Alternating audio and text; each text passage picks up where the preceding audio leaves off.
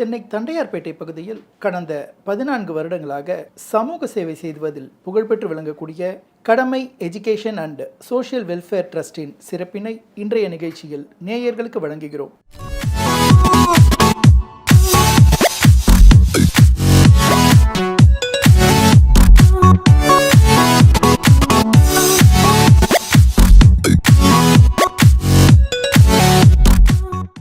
இத்தொண்டு நிறுவனத்தின் நிறுவனர் மற்றும் செயலாளர் திரு வசந்தகுமார் அவர்கள் இந்நிறுவனத்தின் சிறப்பினை குறித்து நேயர்களுக்கு விளக்குகிறார்.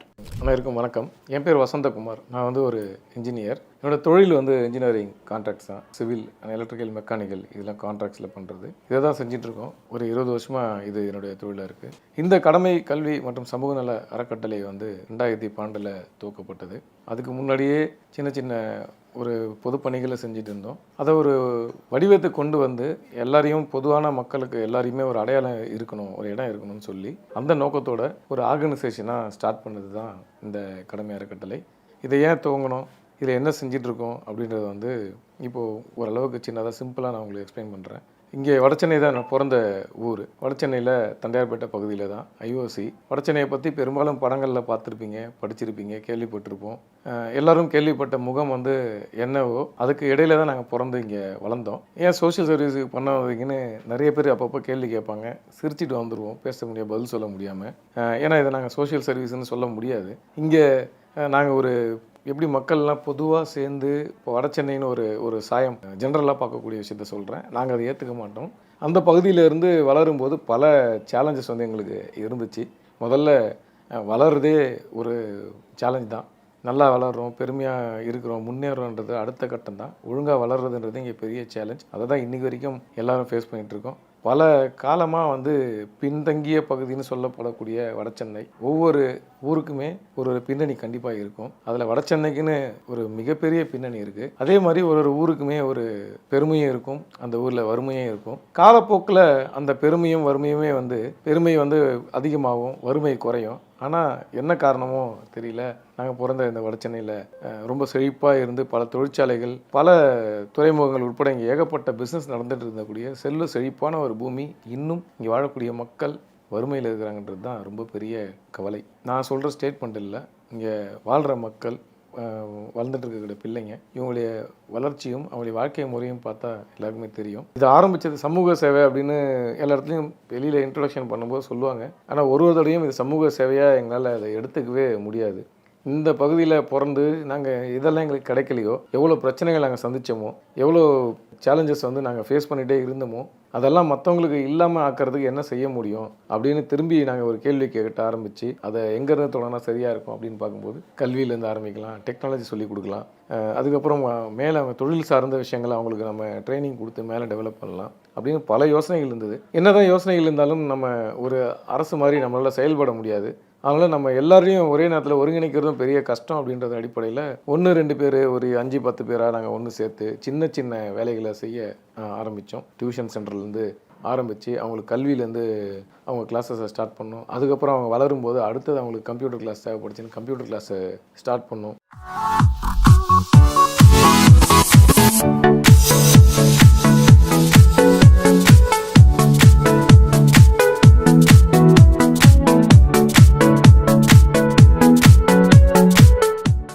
எல்லாருக்கும் வணக்கம். என் பேர் சௌமியா. நான் இந்த கொருக்பேட்லேருந்து வரேன். எங்கள் வீட்டை பார்த்திங்கன்னா நான் முதல் பொண்ணு. அதுவும் இல்லாமல் இந்த ஏரியாவில் கடமை ட்ரஸ்ட்டுன்னு சொல்லி இருக்கிறது எனக்கு இது வரைக்கும் தெரியாது. என் ஃப்ரெண்டு ஃபஸ்ட்டு இங்கே கற்றுக்கிட்டாங்க. அவங்க சொல்லி தான் நான் இங்கே வந்திருக்கேன். இங்கே வந்ததுக்கப்புறம் நிறைய விஷயத்த நான் தெரிஞ்சுக்கிட்டேன். தைரியமாக ஒரு பொண்ணு எப்படி வெளியே பேசணும், தைரியமாக மற்றவங்க முன்னாடி எப்படி கேட்கணும் சொல்லிட்டு நிறைய விஷயத்த மேமும் சரி சாரும் சரி நிறைய விஷயத்த சொல்லி கொடுத்துருக்காங்க. இந்த விஷயத்த இப்படி தான் நடந்துக்கணும் அப்படின்னு சொல்லி நிறைய சொல்லி கொடுத்துருக்காங்க. அட்வான்ஸ் டைலரிங்கில் நிறைய விஷயத்த கற்றுருக்கோம். டாப்லேருந்து பேண்ட்டு, ஃப்ராக்குன்னு சொல்லி நிறைய ஐட்டம்ஸை கற்றுக் கொடுத்துருக்காங்க. எனக்கு ஜஸ்ட் ஒரு மிஷின் ஆப்ரேட் பண்ண கூட தெரியாது, பெடல் மிஷினில் எப்படி இருக்கணும்னு தெரியாது. இங்கே அவ்வளோ விஷயத்த நாங்கள் கற்றுக்கிட்டோம். அப்புறம் பார்த்தா சொந்தமாக ஒரு பிஸ்னஸ் எப்படி ஸ்டார்ட் பண்ணி நம்மளால் ரன் பண்ண முடியுன்ற வரைக்கும் இங்கே சொல்லித்தராங்க. நிறைய பெண்களுக்கு இது யூஸ்ஃபுல்லாக இருக்குது.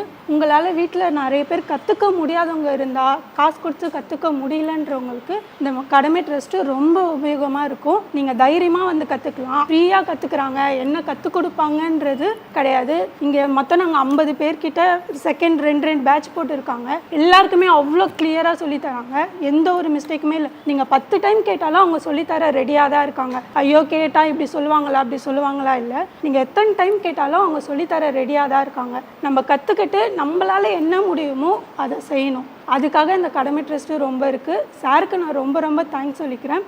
என்னோட நேம் அனிதா. நான் அகாடமி ட்ரஸ்ட்டில் வந்து அட்வான்ஸ் டைலரிங் வந்து கற்றுக்க வந்திருக்கேன். இப்படின்னா ட்ரஸ்ட்டுனா ஏதோ தானாக சொல்லி தருவாங்க, ஏதோ வருவாங்க, ஃப்ரீ கிளாஸ்னால் நல்லா சொல்லி தருவாங்களே எனக்கு தெரியாது. வெளியே இருந்த வரையும் நான் இங்கே கிளாஸ் ஜாயின் பண்ண வரையும் எப்படின்னா அவங்க ப்ராக்டிக்கலாகவும் நல்லா சொல்லித்தராங்க. தைக்கிறதுக்கும் நமக்கு என்ன டவுட்டு கிளாரிஃபிகேஷன், இப்போ நம்ம ஒரு காசு பே பண்ணி கேட்டால் என்ன டவுட்டு கிளாரிஃபிகேஷன் தருவாங்களோ அதே மாதிரி இங்கே சொல்லித்தராங்க. எத்தனை வாட்டி டவுட்டு புரியலனாலும் மேம் எத்தனை வாட்டி கேட்டாலும் சொல்லித்தருவாங்க.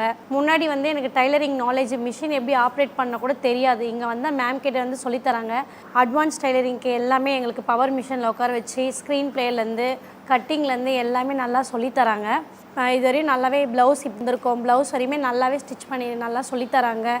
ஒரு வீட்டில் ஒரு கஷ்டம் இருக்கும். ஆனால் எங்கள் வீட்லேயும் கஷ்டம் இருக்குது தான். அந்த இது பண்ணிவிட்டு நம்ம தான் வந்து முன்னாடி வரணும். இந்த வாய்ப்பை எனக்கு ஏற்படுத்தி கொடுத்த வந்து இந்த அகாடமி ட்ரஸ்ட் வசந்த்குமார் சாருக்கும் எங்கள் மேமுக்கு எல்லாருக்கும் ரொம்ப நன்றி.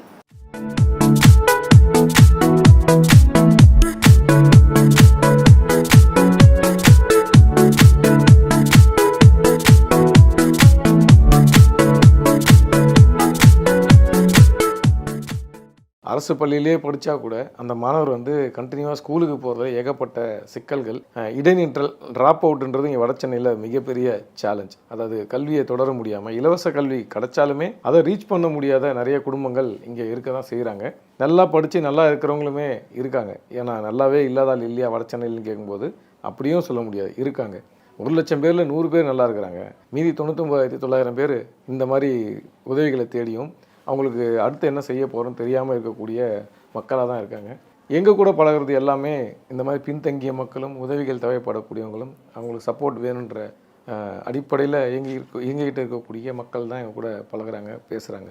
அப்போ அவங்களுக்கு ஏதாச்சும் செய்யணுமே அப்படின்னு சொல்லி நாங்கள் படிப்படியாக ஒரு விஷயங்களாக கொண்டு வந்தோம். ஒரு கட்டத்தில் வந்து வடசென்னை மட்டுமே எங்களுக்கு பெரிய ஃபோக்கஸ்டு அப்படின்னு இயங்கிட்டு இருந்த காலகட்டங்களில் பெரும்பாலும் நாங்கள் பேரிடர் காலங்களில் கல்வி இந்த மாதிரி மற்ற ஸ்கில் டெவலப்மெண்ட் கோர்சஸ்லாம் கொஞ்சம் ஓரம் தூக்கி வச்சுட்டு அந்த நேரத்துக்கு என்ன உதவி தேவையோ அந்த வேலையை செய்ய ஆரம்பிச்சிருவோம். அப்போ பார்த்திங்கன்னா வெள்ளம் வந்தால் அதுக்கான போட் வச்சு ரெஸ்கியூ பண்ணுறது, அவங்களுக்கு சாப்பாடு கொடுக்கறது, அதுக்கப்புறம் அவங்கள மீட்டு எடுத்து கொண்டு வந்து ரேஷன் பொருள், மெடிக்கல் கிட் கொடுக்குறதுன்னு இந்த வேலை செஞ்சுட்டு இருந்தோம். கொரோனா காலகட்டங்கள் வந்ததுக்கப்புறம் பார்த்திங்கன்னா அப்போ மருத்துவ உதவி தான் ரொம்ப பெருசாக எல்லாருக்குமே தேவை இருந்துச்சு. அடிப்படை வாழ்வாதாரம் பாதிக்கப்பட்டவங்களுக்கு உணவு சம்மந்தப்பட்ட உதவிகள் தேவை இருந்துச்சு. அதுக்காக நாங்கள் அவங்களுக்கு தேவையான உணவுப் பொருட்களை கொடுத்தோம், மாஸ்க் கொடுத்தோம். எல்லாருக்கும் பண்ண முடியும், எங்களால் முடிஞ்சவங்களுக்கு நாங்கள் அந்த உதவியை செஞ்சோம். இது போதுமானதாக இல்லை. 2வது கொரோனா காலகட்டங்களில் அப்போ மருத்துவம் துறை சார்ந்த ரீதியாக அவங்களுக்கு தேவைகள் நிறையா இருந்துச்சு. ஆம்புலன்ஸ் பற்றாக்குறை. ஏன்னா இதெல்லாம் டெல்லி மாதிரி போன்ற பகுதிகளில் ரொம்ப சிக்கி திணறும் போது சென்னை மாதிரி பகுதிகளில் ஏற்பட்டால் எப்படி நம்ம சமாளிக்க போகிறோம் அப்படின்ற ஒரு தாக்கம் எங்களுக்குள்ளே ஏற்பட்டுச்சு. அப்படி இருக்கும்போது யோசித்து ஒரு ஆட்டோவை, ஆக்சிஜன் பொருத்தப்பட்ட ஆட்டோவை ஆம்புலன்ஸாக மாற்றினா நிறையா ஏழைகளுக்கு உதவியாக இருக்கும். ஆம்புலன்ஸ் போக முடியாத பகுதிகளுக்கு வந்து அதை கொண்டு போக முடியும் அப்படின்னு சொல்லி அதை வடிவமைச்சோம். அதை உருவாக்கும் போது அதுக்கான தேவைகள் எதுவுமே பெருசாக இல்லை.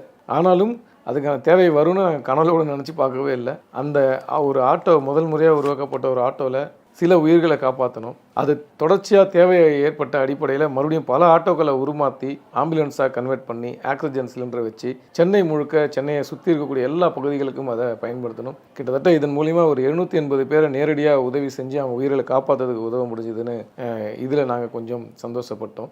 அது மட்டும் இல்லாமல் நாங்கள் மற்ற தோழமை அமைப்புகள் எங்கள் கூட ட்ராவல் பண்ணாங்க, அவங்களுக்கும் இந்த ஆட்டோவை வடிவமைச்சு கொடுத்தோம். அதன் மூலிமா அவங்களும் பல உயிர்களை காப்பாற்றினாங்க. என் பேர் சோபனா. நான் தண்டையார்பேட்டை ஐஓசிலேருந்து வரேன். எனக்கு வந்து அம்மா அப்பா கிடையாது, தாத்தா பாட்டிக்கிட்டேருந்து தான் நான் வளர்றேனே. எனக்கு கம்ப்யூட்டர் நாலேஜுன்றது எதுவுமே இல்லை, எனக்கு சப்போர்ட் பண்ணுறதுக்கும் எதுவுமே இல்லை.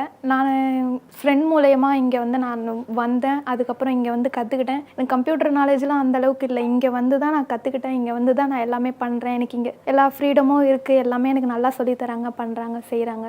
எல்லாருக்குமே இந்த ஆப்பர்ச்சுனிட்டி கிடைக்குமான்னு கேட்டால் எல்லாருக்குமே கிடைக்கும். ஆனால் நிறைய பேர் இப்போலாம் யூஸ் பண்ணிக்கிறது இல்லை. இந்த ஆப்பர்ச்சுனிட்டி வந்து எனக்கு கிடச்சிது. நான் நல்லபடியாக இன்னும் நிறைய யூஸ் பண்ணிக்கணும்னு நினைக்கிறேன். இன்னுமே இங்கே நிறையவே சொல்லி தராங்க. கம்ப்யூட்டர் கிளாஸ்ன்னு மட்டும் இல்லை, ஆரி, டைலரிங்லேருந்து எல்லாமே சொல்லி தராங்க. இங்கேன்னு பிரான்ச்சஸ் இல்லை, நிறைய பிரான்ச்சஸ் இருக்குது. கொடைக்கானல் பிரான்ச்சஸ் இருக்குது, காசிமேடு பிரான்ச்சஸ் இருக்குது, நிறைய பிரான்ச்சஸ் இருக்குது.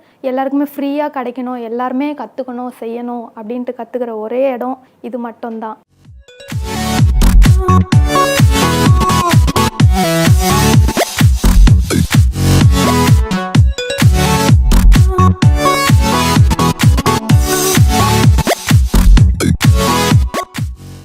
தொடங்கப்பட்டது நம்ம தண்டையார்பேட்டையில் தான் இந்த கடமை அறக்கட்டளையே தொடங்கணும். இதுதான் நம்முடைய பிறந்த பகுதி அப்படின்ற அடிப்படையில் எங்களுடைய மக்கள் பிரச்சனை எல்லாரும் நேரடியாக எங்களுக்கு தெரியும்.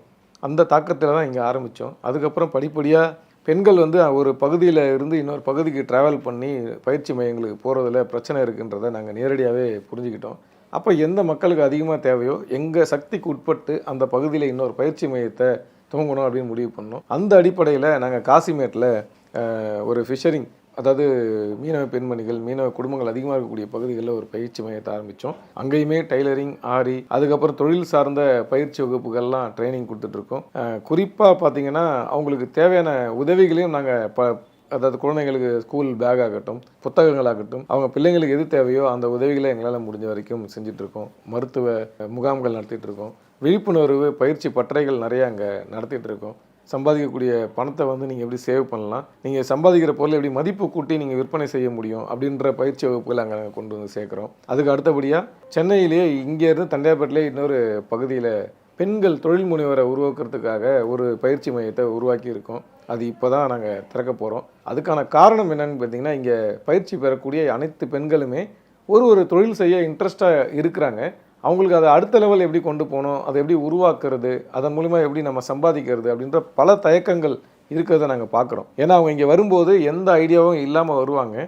நம்ம கொடுக்கக்கூடிய பயிற்சிகள் மூலிமா அவங்க தெளிவு பெற்று நானும் ஏதாவது சம்பாதிக்கணும் அப்படின்ற ஒரு தன்னம்பிக்கை அவங்களுக்குள்ளே வந்ததுக்கப்புறம் தொழில் தொடங்கணும், நான் வேலை செய்யணும், வீட்டை விட்டு எனக்கு வெளியே வந்ததே இல்லை, 13 வருஷம் 15 வருஷமாக நான் வெளியே வந்ததே இல்லை, இங்கே தான் முதல்ல வந்திருக்கேன், ஆனால் இப்போ நான் சம்பாதிக்கணும்னு ஆசைப்பட்றேன்னு சொல்லும்போது அவங்கள எல்லாரையும் ஒருங்கிணைச்சி கோர்ஸ் முடிச்சுட்டு போனவங்கள மகளிர் குழுவாக நாங்கள் ஒருங்கிணைக்கிறோம். அப்படி உருவாக்கப்பட்ட மகளிர் குழுக்களுக்கு தொழில் சார்ந்து வேலைவாய்ப்புகளை உருவாக்கி தரோம். தொழில் முனைவோராக மாற்றதுக்கான பயிற்சிகளை கொடுத்து அவங்க தொழில் தொடங்குறதுக்கு தேவையான அனைத்து உதவிகளும் எங்கெங்கே கிடைக்குமோ அதெல்லாம் பெற்றுத்தரோம். ஏன்னா அது சார்ந்து உதவி செய்ய நிறைய எங்ககிட்ட வாலண்டியர்ஸ் இருக்காங்க. அரசில் இருந்தும் சரி, வங்கிகளில் இருந்தும் சரி, ப்ரைவேட் அட்வொகேட்ஸ் இருக்கணும், இவங்கெல்லாம் ஃப்ரீயாகவே கன்சல்ட் பண்ணி அவங்களுக்கு தேவையான உதவிகளை வாங்கி தராங்க. அந்த அடிப்படையில் இப்போ நேரடியாக ஒரு 10 பேருக்கு வேலைவாய்ப்பை உருவாக்கி ஒரு மாவு தயாரிக்கும் தொழிற்சாலையை உற்பத்தியை தொடங்கி அதை எப்படி பேக் பண்ணி மார்க்கெட் பண்ணுற வரைக்கும் மேக்கிங் அண்ட் பேக்கிங், அப்புறம் மார்க்கெட்டிங், அப்புறம் ஃபண்ட் மேனேஜ்மெண்ட், இது மாதிரி ஒரு கோர்ஸ் ரெடி பண்ணி மகளிர் சுய உதவி குழுக்காக அடுத்த கட்ட பரிமாணத்துக்கு தயாராகிருக்கோம். என் பேர் வளர்மதி சார். நான் கடமை ட்ரஸ்ட்டில் நானும் ஒரு ஸ்டூடெண்ட்டாக தான் இருந்தேன். இப்போ இங்கே வந்து பார்த்தீங்கன்னாக்கா மகளிர் குழு மூலிமா வந்து இங்கே மாவரைக்கிற மிஷினரி எல்லாம் போட்டு நிறைய பேருக்கு ட்ரைனிங் பண்ணிகிட்டு இருக்கோம். இது மூலமாக நிறைய பேரோட வாழ்வாதாரமும் மேம்படுறதுக்காக பண்ணிகிட்டு இருக்காங்க. வீட்டை விட்டே வெளியே வர முடியாமல் இருக்கிற லேடிஸுங்களாம் கூட இப்போ இது மூலமாக வந்து பார்த்திங்கனாக்கா ஒரு ட்ரைனிங் கற்றுக்கிட்டு நம்மளும் ஒரு பிஸ்னஸ் பண்ண முடியும் அப்படின்ற விஷயங்களை கற்றுட்டு இருக்காங்க. வணக்கம் சார், என்னோட பேர் வந்து ஜெயஸ்ரீ. நான் வந்து கொடுங்கையூர் எழில் நகர்லேருந்து வரேன். அது ரொம்ப கொஞ்சம் ஒரு ஸ்லம் ஏரியா தான். இது வந்து எனக்கு கற்றுக்கிட்டோன்னு ரொம்ப நாள் ஆசை இருக்குது. ஆனால் வெளியெல்லாம் கேட்டால் ஒரு 10,000 ரூபாய்க்கு மேலே தான் இதோட மதிப்பு. இது சொல்லிக் கொடுக்கறதுக்கான ரேட் சொன்னாங்க. அவ்வளோதான் கட்டி என்னாலாம் கற்றுக்க முடியாது. நாங்கள் எதிர்ச்சியாக ஒரு தடவை வெளியே போகும்போது இங்கே நம்ம ட்ரஸ்ட்டில் இருந்து ஒரு அக்கா வந்து எங்களை கேட்டாங்க, இந்த மாதிரி சொல்லி கொடுக்குறாங்க, வரீங்களா அப்படின்ட்டு. சரி ஓகே நாங்கள் வரோன்னு சொல்லிட்டு பேர் கொடுத்துருந்தோம். அதுக்கப்புறம் நான் வந்து ஜாயின் பண்ணிட்டேன். ஃபஸ்ட்டு வந்து ஜாயின் பண்ணும்போது எங்களுக்கு இது பேசிக் ஃபஸ்ட்டு சொல்லி கொடுத்தாங்க. நெக்ஸ்ட்டு அட்வான்ஸ் லெவல் சொல்லி கொடுத்தாங்க. இங்கே நல்லா சொல்லி கொடுக்குறாங்க. நான் இந்த அளவுக்கு இது போட்டிருக்கேன்னா மேம் வந்து எங்களுக்கு நல்லாவே ஒர்க் பண்ண சொல்லி கொடுத்துட்டாங்க. ஸோ இதை நான் போட்டிருக்கேன். இது வந்து எனக்கு ஒரு பெரிய வாய்ப்புன்னு தான் நான் சொல்லுவேன். இதை நான் பயன்படுத்திக்கணும், இதை நான் நழுவ விட்டுறக்கூடாதுன்னு சொல்லிட்டு நான் இங்கே வந்து கற்றுக்கிட்டேன். எங்களோட கடமை ட்ரஸ்ட்டுக்கும் எங்கள் சார் வசந்த் சாருக்கும் ரொம்ப நன்றி. என் பேர் வந்து அஃப்ரீன். கடமை ட்ரெஸ்ஸில் வந்து என் ஃப்ரெண்டு எக்ஸ்பிளைன் பண்ணி சொல்லி அங்கே அதை பார்த்து தான் இங்கே வந்தேன். இங்கே வந்த பிறகு தான் தெரியும் வசந்த்குமார் சார் வந்து ரொம்ப யூஸ்ஃபுல்லான ஒரு விஷயம் பண்ணுறாங்க அப்படின்னு சொல்லி எனக்கு தெரிஞ்சுது. வந்ததுலேருந்து நம்ம உமன்ஸ் வந்து எப்படி தன்னால் தன்னம்பிக்கையோடு எல்லா ஒர்க்கும் பண்ணணும் அப்படின்னு சொல்லி அடிக்கடி வந்து மீட்டிங்ஸ் அதெல்லாம் அரேஞ்ச் பண்ணி நம்மளுக்காக ரொம்ப யூஸ்ஃபுல்லாக எல்லாமே பண்ணுறாரு. ஃப்ளட்டு கோவிட் டைம்லலாம் ரொம்ப ஹெல்ப் பண்ணியிருக்காரு. இந்த ஜென்ரேஷனில் தான் வீடு உண்டு தான் உண்டுன்னு சொல்லி தான் நிறைய பேர் இருக்கிறாங்க. அந்த மாதிரி இல்லாமல் சார் வந்து நம்மளுக்கும் மக்கள் இருக்காங்கல்ல, நம்மளை சுற்றி இருக்கவங்க எல்லாரையும் நம்ம நல்லா பார்த்துக்கணும் அப்படின்னு சொல்லி ரொம்ப யூஸ்ஃபுல்லான விஷயங்கள் நிறைய செய்கிறாரு. இப்போ கூட சமீபத்தில் இப்போ வந்த ஃப்ளட்லேயும் ரொம்ப பேருக்கு ஹெல்ப்லாம் பண்ணியிருக்காங்க. அவங்க இன்ஸ்டாலெல்லாம் இதெல்லாம் பார்க்குறோம். சாரை பற்றி சொல்கிறதுக்கு நிறைய இருக்குது. பட் வந்து இப்போ இருக்க உமன்ஸ்க்கு தான் ரொம்ப முக்கியத்துவம் கொடுக்கணும்னு சொல்லி எல்லாமே பண்ணிகிட்ருக்காரு. ரொம்ப யூஸ்ஃபுல்லான விஷயம்னா இந்த பெண்களுக்கு டெய்லரிங் சொல்லி கொடுத்தா அவங்க சுச்சுவேஷன் எப்படி மாறும், எப்படி அவங்க வாழ்க்கையில் முன்னேறுவாங்க அப்படின்னு சொல்லி ரொம்ப யூஸ்ஃபுல்லான விஷயங்கள்லாம் நிறைய சொல்லி கொடுக்குறாங்க. இதெல்லாம் நம்மளுக்கு ரொம்ப யூஸ்ஃபுல்லாக இருக்குது. இதுக்கு ட்ரஸ்ட்டு கடமை ட்ரஸ்ட்டுக்கும் வசந்த்குமார் சாருக்கும் ரொம்ப நன்றி தெரிவித்துக்கிறேன்.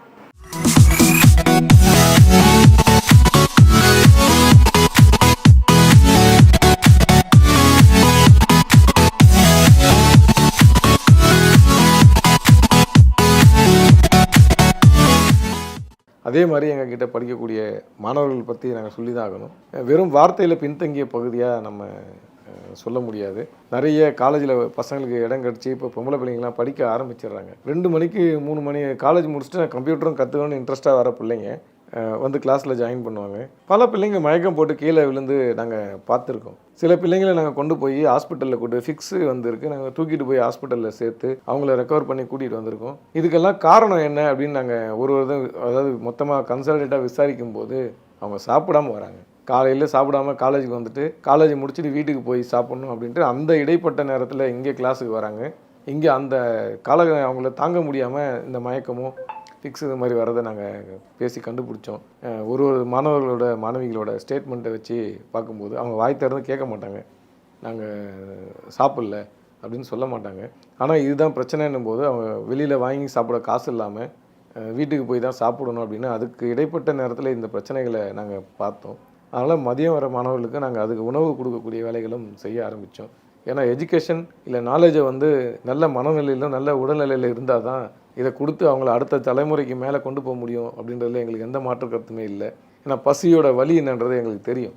அதை நிச்சயமாக உணர்ந்தவங்களுக்கு இந்த வார்த்தையை சொல்ல வேண்டிய அவசியமே இருக்காதுன்னு நினைக்கிறேன். அதுக்காகவும் நாங்கள் மெனக்கெட்டு எல்லாரையும் சாப்பிட்டாங்களா இல்லையான்னு கேட்கறதுக்காகவே ஒரு செஷன் வச்சு கூச்சப்படாமல் கேட்கணும் சொல்லணுன்ற விஷயங்களையும் நாங்கள் ட்ரைனிங்ஸ் கொடுக்குறோம். மாணவர்களுக்கு இதே நேரத்தில் வந்து பார்த்திங்கன்னா எங்கள் நண்பர்கள் மூலிமா இருக்கக்கூடிய பழக்கத்தில் US, UK, கனடா இங்கேருந்து இருக்கக்கூடிய நம்ம இந்தியாவிலேருந்து அங்கே போய் செட்டில் ஆன முன்னாள் மாணவர்கள் டீமை ஒருங்கிணைச்சி அங்கேருந்து இவங்க கம்யூனிகேஷனில் ரொம்ப பின்தங்கி இருக்கிறாங்க. எங்கள் மாணவர்கள் படிச்சுட்டு வந்துடுறாங்க, டிகிரி வாங்கிடுறாங்க. பெரிய MNC கம்பெனிக்கு போகும்போது ஆங்கிலம் பேசுறதுல பெரிய குறைபாடு இருக்குது அவங்களுக்கு. அந்த குறையை வந்து போக்குறதுக்காக US, UKலேருந்து ஆன்லைன் கிளாஸ் மூலிமா இங்கே கிளாஸ் எடுக்கிறோம். மாஸ்டர் கம்யூனிகேஷன் கிளாஸஸ்ன்னு சொல்லி எடுத்துருக்கோம். ஸ்போக்கன் இங்கிலீஷ் கிளாஸஸும் இங்கே ஆல்ரெடி போயிட்டுருக்கு. நான் தனித்தனியாக பேசுகிறதுனால இது எப்படி ஒருங்கிணைக்க முடியும்னு தெரியல. ஏன்னா பிரச்சனைகள் சுற்றி ஒரே இடத்துல தான் வந்திக்கும். அது வந்து தேவைப்படக்கூடிய அவங்களுக்கு அத்தியாவசியமான சில பிரச்சனைகள் அவங்கள இன்னும் வந்து சேரலை அப்படின்றது தான். இவ்வளோ காலகட்டங்களில் வந்து பொருளாதார ரீதியாக இந்தியா இவ்வளோ முன்னேறி இருக்குது அப்படின்னு நம்ம பார்க்கக்கூடிய அதே வேளையில் மாணவர்கள் பட்னியாக இருக்கிறாங்கன்றதை நம்மளால் ஜீரணிக்கவே முடியல. இதை நாங்கள் கேள்விப்பட்டு பேசலை, நேரடியாகவே நாங்கள் அவங்க மூலிமா பார்க்குற விஷயங்களை வச்சு தான் இது மூலிமா இந்த இன்டர்வியூவில் சொல்லிகிட்டு இருக்கோம். பட் இதை வந்து இப்படியே போகக்கூடாது, இப்படியே போனால் எப்படி நல்லாயிருக்கும், நாளைக்கு இதை மாற்றணும். அதனால் எல்லாரும் சேர்ந்து இதை செய்யணுன்றதுக்காக தான் நாங்கள் இதை ரெக்வஸ்ட்டாகவே வைக்கிறோம். யார் வேணாலும் தன்னார்வலராக இங்கே வந்து நீங்கள் ஜாயின் பண்ணி வேலை செய்யலாம். உங்கள் கூட ஏதாவது உதவிகள் தேவைப்பட்டால் நாங்களும் வந்து வேலை செய்ய தயாராக இருக்கோம். ஒட்டுமொத்த பேரோட எண்ணமும் நம்ம நாட்டோட வளர்ச்சியும் மக்களோட முன்னேற்றமும் தான்றதில் எந்த மாற்று கருத்துமே இல்லை. அதோடைய பிரதிநிதியாக இருந்து செயல்படுறதுனால இதை சமூக சேவைன்னு ஒரு நிறைய பேர் சொல்கிறாங்க. மறுபடியும் சொல்கிறேன், இதில் சமூக சேவைன்னு சொல்கிறதுக்கு ஒன்றுமே இல்லை. இந்த சமூகம் எனக்கு என்ன கொடுத்ததோ நான் அதை திரும்ப கொடுக்கறதுக்கான முயற்சியை தான் நாங்கள் மேற்கொண்டுட்டு இருக்கோம். அதில் தான் அவங்க எல்லாரையும் ஒருங்கிணைச்சு இந்த வேலையை செஞ்சிட்ருக்கோம். நம்ம பகுதியில் இருக்கக்கூடிய அக்கா தங்கைகள் அம்மா மட்டும் இல்லை, தமிழ்நாட்டில் எந்த மொழியில் இருந்தாலுமே சரி, உங்களுக்கு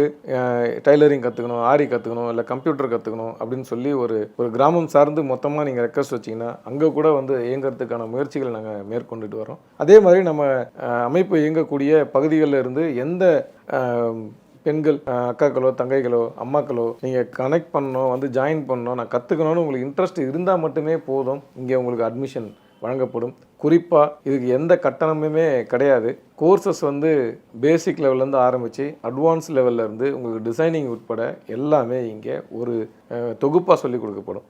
ஏன்னா எனக்கு இது தெரியும், அடுத்த லெவல் தெரியாது, அடுத்த லெவல் தெரியும், டிசைனிங் தெரியாதுன்னு நீங்கள் எதுவும் சொல்லாமல் உங்களுக்கு உங்கள் தொழிலுக்கு சம்பாதிக்கிறதுக்கு, உங்கள் நாலேஜை டெவலப் பண்ணுறதுக்கு என்னெல்லாம் தேவையோ அது இங்கே ஒரு தொகுப்பாக சொல்லிக் கொடுக்குறோம். அடிப்படையில் ஆரம்பித்து அட்வான்ஸ் டெய்லரிங்லேருந்து நீங்கள் சிஎன்சி மிஷினில் டிசைனிங் பண்ணி ஃபேஷன் டிசைன் வரைக்கும் இங்கே உங்களுக்கு கோர்ஸ் இருக்குது.